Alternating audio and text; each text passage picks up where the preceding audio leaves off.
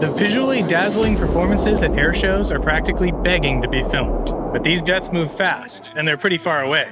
Surely all the footage you're seeing right now was shot on a high-end camera with an expensive long lens, right?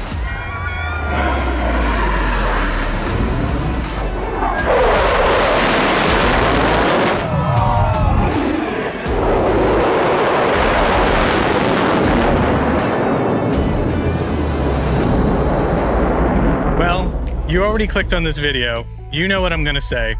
It was actually shot on this.